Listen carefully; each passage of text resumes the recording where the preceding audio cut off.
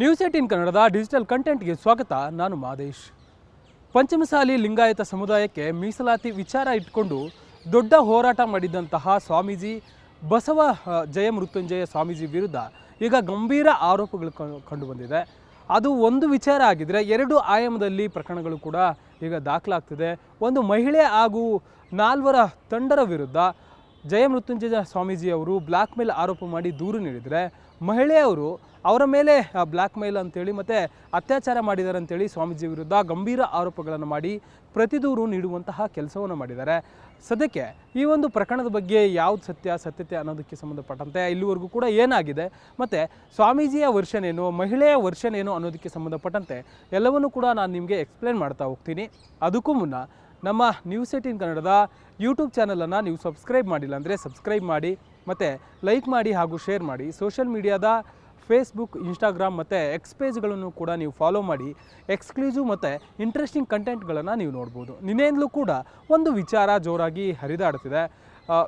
ಜಯಮೃತ್ಯುಂಜಯ ಸ್ವಾಮೀಜಿ ಏನಿದ್ದಾರೆ, ಬಸವ ಜಯಮೃತ್ಯುಂಜಯ ಸ್ವಾಮೀಜಿ ಏನಿದ್ದಾರೆ, ಇವರು ಎಲ್ರಿಗೂ ಕೂಡ ಆಲ್ಮೋಸ್ಟ್ ಪರಿಚಯ ಇದ್ದಾರೆ. ಯಾಕಂದರೆ ಪಂಚಮಸಾಲಿ ಲಿಂಗಾಯತ ಸಮುದಾಯದ ಮೀಸಲಾತಿ ವಿಚಾರಕ್ಕೆ ದೊಡ್ಡ ಮಟ್ಟದಲ್ಲಿ ಹೋರಾಟ ಮಾಡಿದರು. ಸಾಕಷ್ಟು ವಿಧಾನಸೌಧದವರೆಗೂ ಕೂಡ ಅವರು ಹೋರಾಟ ಮಾಡಿದರು. ದೊಡ್ಡದಾಗಿ ಜಾಥಾಗಳನ್ನು ಮಾಡಿದರು, ಜಿಲ್ಲೆಗಳಲ್ಲಿ ಜಾಥಾಗಳನ್ನು ಮಾಡಿದರು, ಪ್ರೊಟೆಸ್ಟನ್ನು ಮಾಡಿದರು.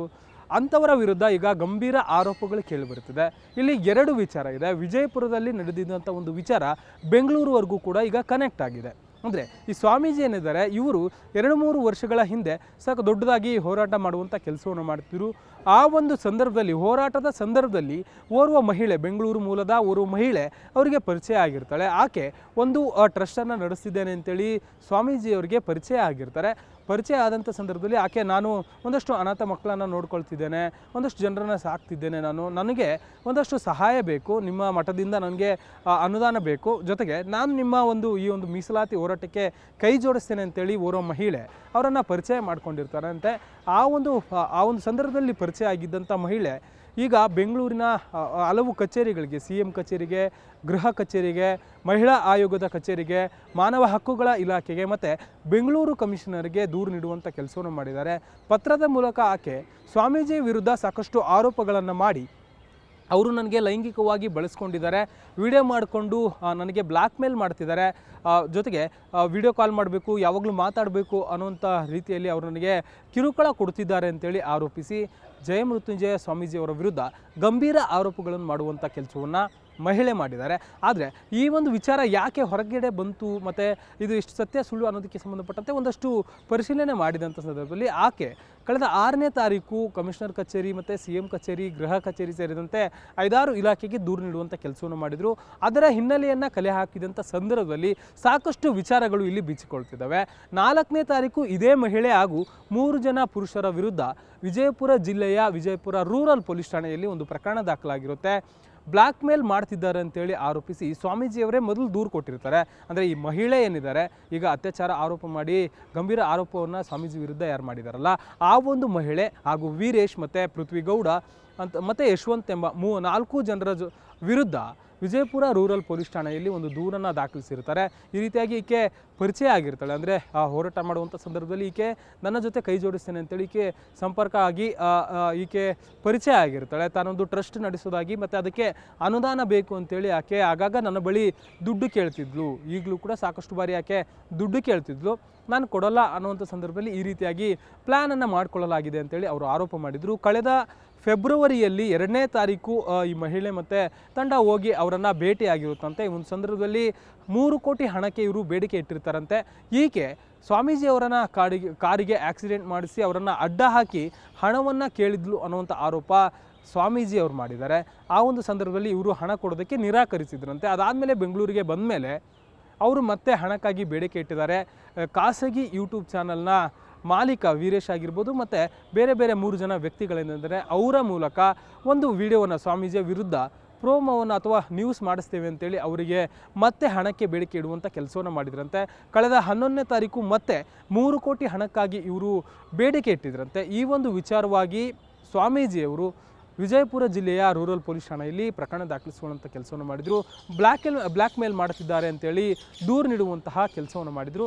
ಆ ಒಂದು ವಿಚಾರಕ್ಕೆ ಸಂಬಂಧಪಟ್ಟಂತೆ ದೂರು ಬಂದಂಥ ಬೆನ್ನಲೆಯಲ್ಲೇ ಅಂದರೆ ಬಸವ ಜಯ ಮೃತ್ಯುಂಜಯ ಸ್ವಾಮೀಜಿ ಏನು ದೂರು ನೀಡಿದಾರಲ್ಲ, ಆ ಒಂದು ಪ್ರಕರಣವನ್ನು ದಾಖಲಿಸಿಕೊಂಡಿದ್ದಂಥ ವಿಜಯಪುರ ರೂರಲ್ ಪೊಲೀಸ್ ಠಾಣೆಯ ಪೊಲೀಸರು ಪ್ರಕರಣದ ತನಿಖೆಯನ್ನು ಶುರು ಮಾಡಿದರು. ಆ ಬೆನ್ನಲ್ಲೇ 6ನೇ ತಾರೀಕು ಅಂದರೆ 4ನೇ ತಾರೀಕು ವಿಜಯಪುರ ರೂರಲ್ ಪೊಲೀಸ್ ಠಾಣೆಯಲ್ಲಿ ಮಹಿಳೆ ಮತ್ತು 3 ಜನ ಪುರುಷರ ವಿರುದ್ಧ, ಖಾಸಗಿ ವ್ಯಕ್ತಿಗಳ ವಿರುದ್ಧ ದೂರು ದಾಖಲಾಗಿರುತ್ತೆ.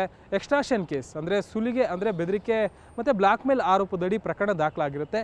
ಆ ಒಂದು ಪ್ರಕರಣದ ತನಿಖೆ ಶುರುವಾದ ಬೆನ್ನಲ್ಲೇ ಮಹಿಳೆ ಏನು ಮಾಡ್ತಾರೆ, ಗೃಹ ಕಚೇರಿಗೆ, CM ಕಚೇರಿಗೆ ಮತ್ತು ಮಹಿಳಾ ಆಯೋಗಕ್ಕೆ ಹಾಗೂ